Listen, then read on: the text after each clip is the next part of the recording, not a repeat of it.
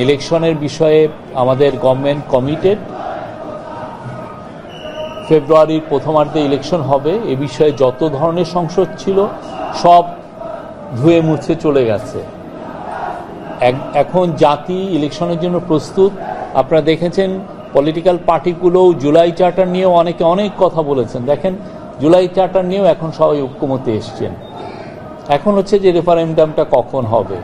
হ্যাঁ, আমরাও, আমার মনে হয় এটাও খুবই ক্ষুদ্র একটা বিষয়, সেটাও খুব দ্রুত এটা পলিটিক্যাল পার্টিরা এবং কনসেনসাস কমিশন বসে এটা ঠিক করে ফেলবেন। বাংলাদেশের ইতিহাসে এই কনসেনসাস কমিশনের সাথে যেই পলিটিক্যাল পার্টিগুলোর যে বক্তব্য, যেই ডায়ালগ হলো গত 6-7 মাস ধরে, এটা আনপ্রেসিডেন্টেড, একটা অভূতপূর্ব। এরকম ঘটনা বাংলাদেশের ইতিহাসে ঘটেছে বলে আমার মনে পড়ে না। বাংলাদেশে আমরা 1972 যে কনস্টিটিউশন যেটা অ্যাডপ্ট হয়েছে, সেই সময়ও যে কতটুকু ডিবেট হয়েছে আমরা কিন্তু তেমন একটা পাই না। আমরা দেখেছি যে তখন খুব দ্রুত কনস্টিটিউশনটা ড্রাফট হয়েছে, ড্রাফট হওয়ার পরে খুব দ্রুত এটাকে দু একজন এটা নিয়ে কথা বলেছেন, তারপরে এটা অ্যাডপ্টেড হয়ে গেছে। কিন্তু আপনি দেখেন কনস্টিটিউশন নিয়ে এবং রিফর্মগুলো নিয়ে আমরা যে যে সেক্টরে রিফর্ম করতে চেয়েছি, মানে এই গভর্নমেন্ট চেয়েছে, ইন্টারিম গভর্নমেন্ট, এবং সেই অনুযায়ী যে সমস্ত রিফর্ম কমিশন যে রিপোর্টগুলো দিয়েছে, সেগুলো নিয়ে এত সুন্দর ডিবেট গত 6 মাসে যা হয়েছে, এটা জাতির জন্য একটা, আমি বলবো যে দীপশিখা হিসেবে থাকবে যুগ যুগ যুগ যুগ। আমাদের যারা নেক্সট জেনারেশন আসবে তারা এখান থেকে ইন্সপিরেশন পাবে। তারা দেখবে যে তাদের আগের জেনারেশন লিডাররা কিভাবে প্রত্যেকটা ইস্যুকে নিয়ে তারা ডিবেট করেছেন।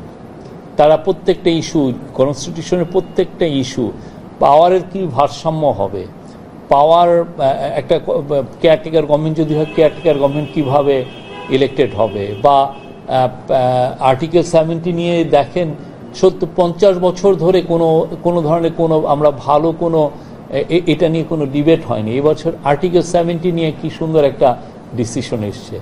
আমরা বলবো যে প্রত্যেকটা বিষয় নিয়ে আমাদের পলিটিক্যাল পার্টিগুলো, সে ক্ষুদ্র হোক বড় হোক, যে পলিটিক্যাল পার্টি, তারা খুব ম্যাচিউরড একটা ডিবেট করেছেন।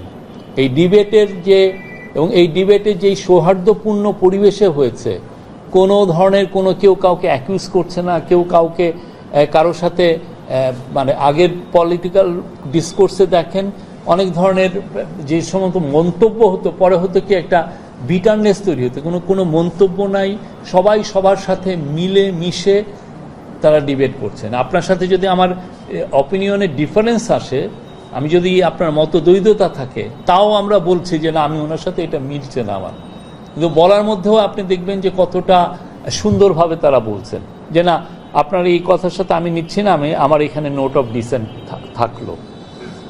এবং প্রত্যেকটা জিনিস আপনি যে নোট অফ ডিসেন্ট দিলেন, আপনি যে এই শব্দগুলো বললেন, সবই কিন্তু ডকুমেন্টেড আছে। এবং আমাদের গভর্নমেন্ট প্রত্যেকটা সেশন আমরা লাইভ সবাইকে দেখিয়েছি এবং এটা রেকর্ড আছে।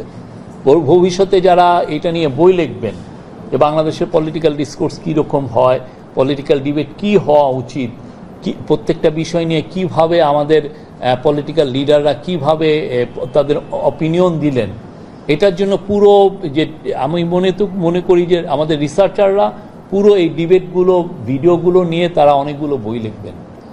বাংলাদেশের জন্য এগুলো দিক নির্দেশনা হবে ভবিষ্যতের জন্য। কোনো দেশের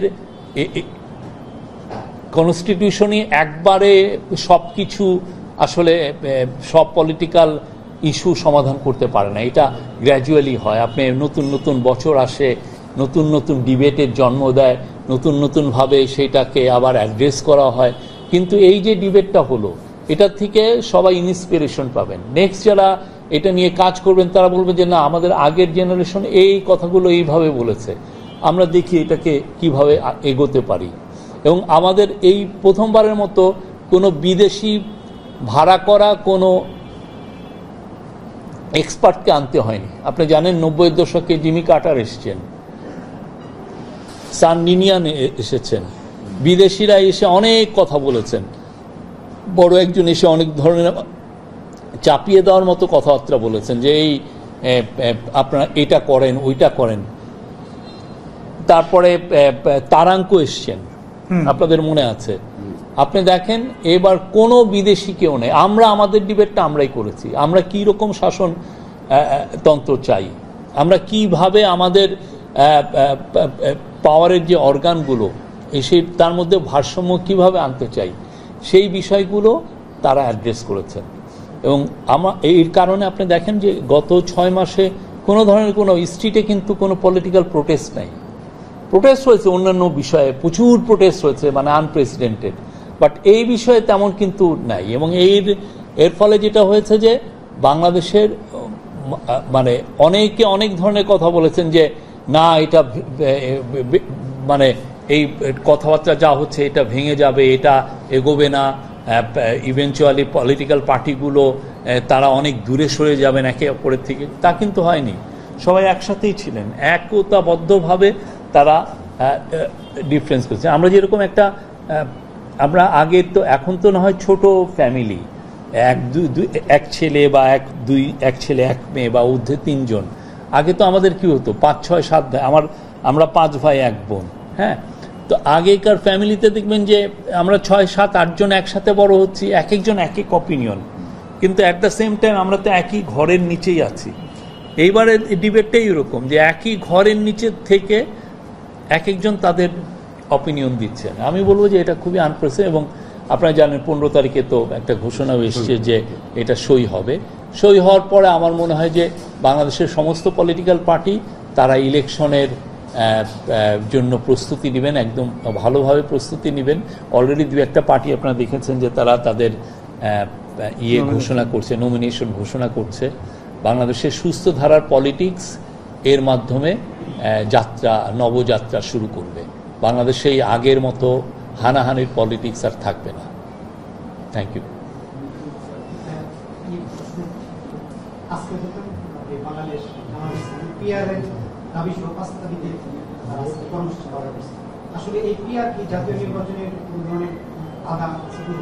না, এগুলো জিনিস সবই তো রেফারেন্ডামেই, আমি যেটা বুঝছি যে আসলে এটা পলিটিক্যাল পার্টিগুলো, পিআর হোক যাই হোক, এটা পলিটিক্যাল পার্টিগুলো তারা যখন সই করবেন, দ্যাট মিনস তারা অনেক বিষয়তে ঐক্যমতে আসছেন। তো আমার মনে হয় যে পলিটিক্যাল পার্টিগুলো এই পিআর ইস্যু বা ইস্যু তারাই ঠিক করবেন যে কি এইটার ডিসিশন কি হবে।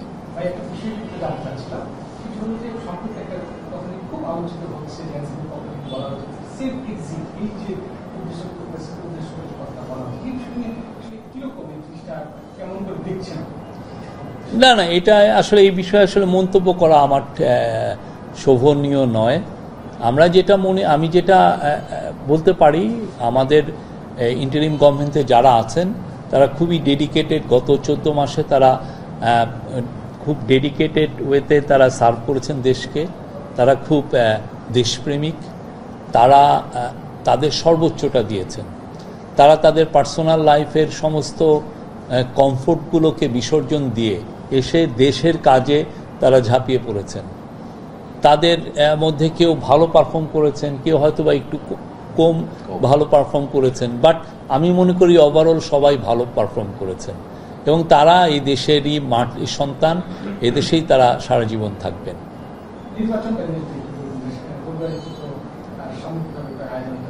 না, নির্বাচনের জন্য তো নির্বাচনের প্রস্তুতি নিয়ে প্রায় মিটিং হচ্ছে, স্বরাষ্ট্র মন্ত্রণালয় মিটিং হচ্ছে, চিফ অ্যাডভাইজারের অফিসে মিটিং হচ্ছে, ইলেকশন কমিশন তাদের প্রস্তুতির কি প্রস্তুতি নিচ্ছে সেটা জানাচ্ছে। আমি এই যে হালুয়াঘাটে গিয়েছিলাম, যাওয়ার পথে দেখি যে অনেক জায়গায় ব্যানারের পর ব্যানার আমি দেখছি। ইলেকশনের আমেজ আমি সব জায়গায় দেখছি, মানুষের মধ্যেও ইলেকশনের হাওয়া বওয়া শুরু হয়েছে। তারপরে যখন পলিটিক্যাল পার্টিগুলো আগামী 2-3 সপ্তাহের মধ্যে যখন তারা তাদের ক্যান্ডিডেটের নাম দেওয়া শুরু করবে, তখন দেখবেন যে নেমে গেছে অমুক ভাই তমুক ভাই ভোট। আমরা তখন দেখব যে রিয়াল বাংলাদেশের অনেক অনেক বছর পরে যে বাংলাদেশে একটা রিয়াল ইলেকশন হবে। আগে তো আমরা দেখেছি সব ফেক ইলেকশন। এই হাসিনার আমলে 16 বছরে আমরা পুরোটা ফেক ইলেকশন দেখেছি। আমরা সেই জায়গার থেকে সরে এসে কিভাবে সুন্দর ইলেকশন হয় এবং বাংলাদেশের ইতিহাসের আমরা মনে করি একটা অন্যতম বেস্ট ইলেকশন হবে। আমার একটা প্রশ্ন, একজন এনসিপি বলতেছে যে তারা সাপলা তাদেরকে না দিলে তারা নির্বাচনে যাবে না এবং সাপলা এবং নিবন্ধন করবে, এটা আমার মনে হয় এটা এনসিপি এবং এটা আমাদের ইলেকশন কমিশনের বিষয়, আমি এই বিষয়ে মন্তব্য করব। একটা বিষয় জানতে চাই যে আমরা তো ইতিমধ্যে শুনেছি যে আমাদের আলোচিত শহীদুল আলম ইসরায়েলে আটক করেছেন এবং বাংলাদেশ সরকার তুরস্কের মাধ্যমে তাকে উদ্ধারের চেষ্টা করছে। এটা সর্বশেষ অগ্রগতি। এই জাস্ট একটু আগে আমি এই যে আসার সময় দেখলেন না, আমি ব্যস্ত ছিলাম মোবাইল নিয়ে, এটা নিয়েই কাজ করছিলাম। আমাদেরকে তার্কিশ সোর্সেস জানিয়েছেন যে উনি একটা ফ্লাইটে অলরেডি উনি উঠেছেন, উঠে উনি এখন ইস্তাম্বুলের পথে আছেন। ইস্তাম্বুলের ওদের স্থানীয় সময় দুপুর 2:30 উনি ল্যান্ড করবেন সেখানে। আমাদের কনসাল জেনারেল আছেন ইস্তাম্বুল এয়ারপোর্টে, যিনি ল্যান্ড করা মাত্র উনি জানাবেন। মডেল মসজিদ হচ্ছে অধিকাংশ হচ্ছে আমরা ভিজিট করেছি, অত্যন্ত নিম্নমানের কাজ হচ্ছে। ইভেন্টলি 2-3টা মসজিদের আমরা গরু উঠে থাকে, মানে আমাদের কার্যক্রম শুরু হয় নাই, বরং জিনিসপত্রগুলো চুরি করে নিয়ে যাচ্ছে। আর এক্সপার্ট যারা তারা বলছেন যে হচ্ছে এখানে এক একটা অ্যাকচুয়ালি হচ্ছে এটা 8 থেকে 10 কোটি টাকার বেশি খরচ হয় না, বাকি টাকাটা লুটপাট হয়ে গেছে। এই বিষয়ে আপনারা কোনো পদক্ষেপ নেবেন না? এই বিষয়ে তো আমাদের আমি এই বিষয়ে এর আগে বলেছি, আপনি জেনেছেন মডেল মসজিদ নিয়ে পতিত, এটা পুরো প্রজেক্টটাই পতিত স্বৈরাচারের সময়ের প্রজেক্ট। উনি 560টা মডেল মসজিদ করেছেন। হ্যাঁ, আমাদের কথা হচ্ছে যে মসজিদ তো আল্লাহর ঘর, আমরা সবাই মসজিদে যাই, নামাজ পড়ি, কিন্তু মসজিদকে সামনে রেখে যদি আওয়ামী লীগের এতটাই চরিত্র নষ্ট যে তারা মসজিদের এইগুলোর থেকেও তারা এখানেও টাকা পয়সা মেরেছে, আপনি বুঝেন।